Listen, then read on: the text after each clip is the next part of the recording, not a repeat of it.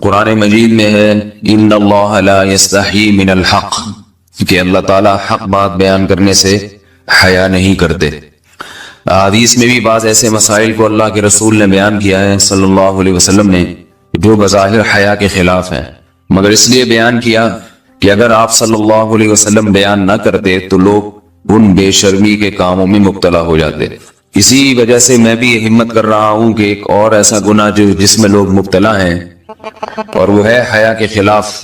مگر ہے بہرحال شریعت کا مسئلہ اور لوگ اس میں گناہ میں مبتلا بھی ہیں، اس لیے بتانا ضروری ہے۔ وہ یہ ہے کہ لوگ شادی کے بعد بھی آج کی نوجوان نسل زوجہ سے، بیوی سے غیر فطری طریقے سے ہم بستری کرتے ہیں۔ انٹرنیٹ پہ بےہودہ فلمیں دیکھتے ہیں تو جو چیز انگریزوں کی دیکھ رہے ہیں کہ ان کے کلچر آہستہ آہستہ میڈیا کے ذریعے ہمارے معاشرے میں بھی آ رہا ہے۔ اللہ کے رسول صلی اللہ علیہ وسلم نے لعنت فرمائی ہے، ایک روایت میں ہے کہ اللہ اس کی طرف دیکھے گا نہیں کہ جو اپنی زوجہ سے پچھلے راستے سے ہم بستری کرے گا۔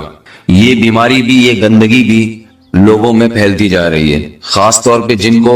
لڑکوں سے بدفعلی کی عادت پڑ جائے تو وہ زوجہ سے فطری راستے سے ہم بستری نہیں کرتے۔ اللہ نے فرمایا کہ نساؤکم حرث لکم، یہ تمہاری زوجات ہیں، بیویاں ہیں، یہ نسل بڑھانے کے لیے ہیں، تو اسی راستے میں انسان اپنی خواہش کو پوری کر سکتا ہے جس راستے سے نسل بڑھتی ہے۔ اس کے علاوہ کسی اور راستے سے اپنی خواہش کو پورا کرنا یہ حرام ہے، گناہ کبیرہ ہے، گندگی ہے۔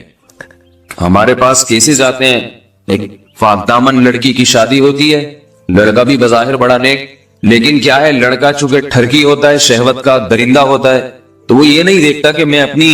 بری خواہش مٹانے کے لیے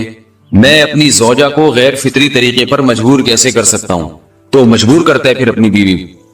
اس میں جو عورتیں زیادہ پاک دامن نہیں ہو، نیک نہ ہو، یا ان کو یہ ڈر ہو کہ طلاق ہو گئی تو ہم کہاں جائیں گے، وہ پھر اپنے شوہر کے ساتھ اسی غیر فطری طریقے پر آمادہ ہو جاتی ہیں، اور اس کا عذاب اور اس کا وبال یہ ہوتا ہے کہ کچھ دنوں میں ان کو بھی اسی کی لت پڑ جاتی ہے۔ انسان جب بھی کوئی غیر فطری راستہ اختیار کرتا ہے،